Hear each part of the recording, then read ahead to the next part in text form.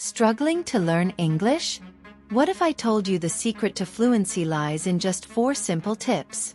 Meet Emma, who went from a beginner to confidently speaking English in just months.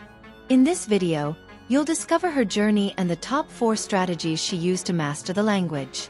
Trust me, you don't want to miss the 4th tip. It's a game changer. So grab a notebook, stay till the end, and let's transform your English learning journey. Let's get started. Chapter 1. My Journey to London. Hello, my name is Emma. I am a student of English literature, and this is my story about my life in London and my fantastic teacher. You can read my story and learn English with me. It was a beautiful summer day when I first arrived in London. I was traveling on a train, feeling both excited and nervous. 2 women sat opposite me, chatting in English. I couldn't understand much because I was still a beginner, but I gathered the courage to speak to them in basic English. To my surprise, they understood me. That small success made me incredibly happy. I told them I wanted to learn English, and they shared that they were from England, returning home from a conference. We talked for about 10 minutes before I had to get off at my station. Before leaving, they gave me their address and phone number, inviting me to visit them in England someday. That encounter inspired me to work harder on my English. Every day, I translated texts, watched English films, and practiced speaking. After 6 months, my English had improved, but I wanted to learn more.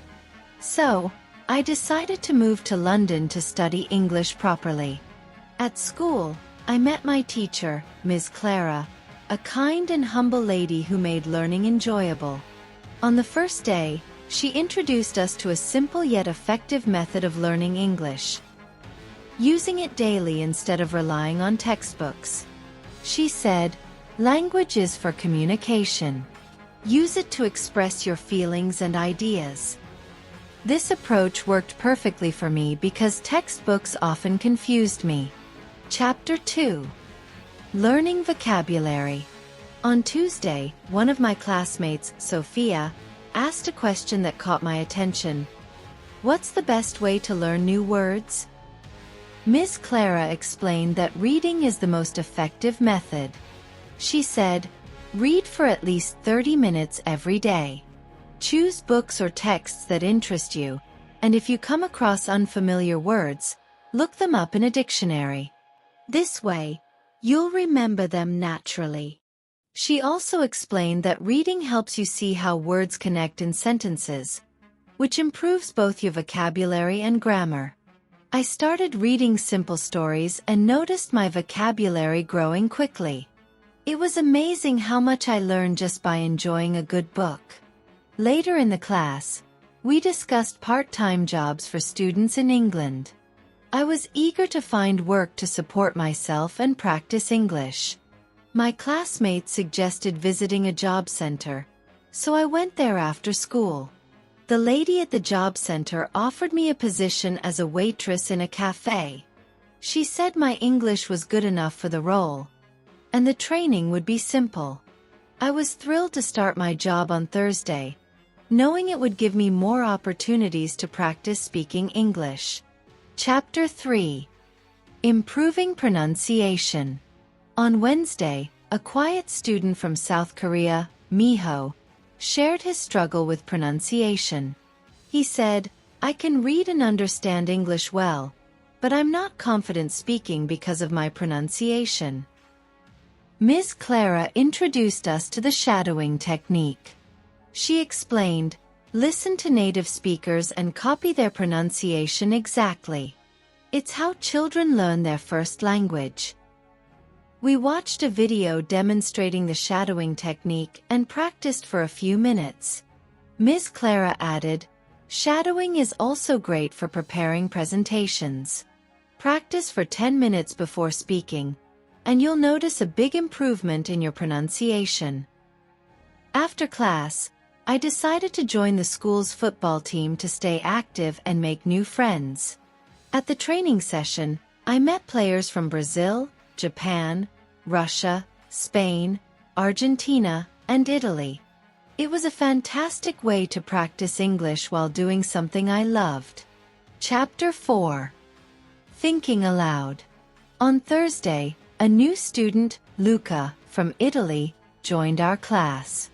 He had attended Ms. Clara's beginner class a year ago and had made remarkable progress. He shared his secret: thinking aloud. Ms. Clara explained the technique.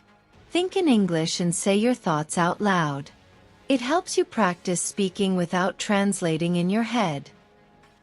Luca added, "At first, my sentences were very simple, but over time, I could speak fluently without thinking in Italian. It's a game changer." Inspired by Luca's story, I decided to try thinking aloud. Ms. Clara advised us to combine reading, listening, shadowing, and thinking aloud for the best results.